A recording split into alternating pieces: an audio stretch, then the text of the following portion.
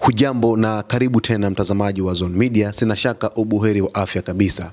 Sasa hapa taarifa niliyokuwa nayo ni kwamba Jeshi la Walinzi wa Mapinduzi ya Kiislamu la Iran IRGC limethibitisha kuwa limefyatua makombora masafa marefu aina ya Sajil dhidi ya Israel katika wimbi la 12 la mashambulizi. Kupitia taarifa rasmi, IRGC imetangaza kuwa anga ya ardhi zilizokaliwa kwa mabavu iko wazi kwa mashambulizi ya makombora na ndege zisizo na rubani za Iran. Mashambulizi haya yatakuwa ya kulenga na kuendelea, na tumefungua milango ya moto kwa Wazayuni, imesema IRGC. Makombora yaliyotumika ni aina ya Sajil, silaha ya kizalendo inayotengenezwa kikamilifu ndani ya Iran. Kwa mujibu wa kituo cha mafunzo cha mkakati wa kiusalama wa Marekani CSIS, Sajil ni kombora la hatua mbili linalotumia mafuta imara na linahesabiwa kuwa kati ya silaha hatari zaidi za Iran. Kombora hili lina uwezo wa kufika umbali wa kilomita 2000 sawa na maili 1242 na linaweza kubeba mzigo wa kichwa cha vita cha takribani kilo 700,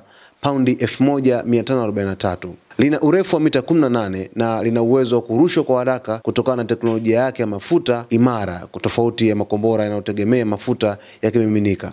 Sajil linaipa Irani uwezo wa kushambulia maeneo yote muhimu ndani ya Israel kwa kasi kubwa na kwa ufanisi wa hali ya juu. Irani imedokeza kuwa mashambulizi haya si ya muda mfupi, bali ni ya mwanzo wa kampeni ya muda mrefu ya kijeshi dhidi ya kile inachokiita uvamizi wa Kizayuni. Shambulizi hilo la nchi ya Irani kwenda katika nchi ya Israel lilifanikiwa kupenya, na mifumo ya ulinzi ya Israel ukiwemo mfumo wake wa Iron Dome ulishindwa kabisa kuweza kuzuia kombora hilo ambalo lilitumwa moja kwa moja kuelekea nchini Israel, ambapo mpaka sasa bado mamlaka za Israel hazijaweza kuripoti vifo wala majeruhi ambao wameweza kupatikana, lakini vile vile hawajaweza kuripoti hata madhara kama kuna majengo yameweza kuharibiwa. Lakini video mbalimbali ziliweza kuonekana na kombora hilo lilikuwa la kipekee kabisa, na watu walikuwa wakijiuliza kwa jinsi ambavyo lilikuwa likiruka hewani, lilikuwa linatishia kidogo amani ya wananchi nchini Israel.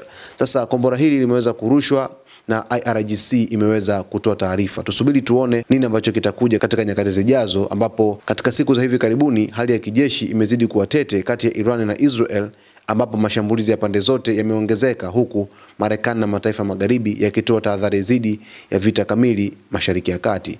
Salia na Zone Media uweze kufahamu taarifa zote ambazo zinatokea pale Mashariki ya Kati kati ya Iran na Israel pamoja na washirika wao. Jina langu naitwa Victor Moshi. Asante kwa kuichagua Zone Media.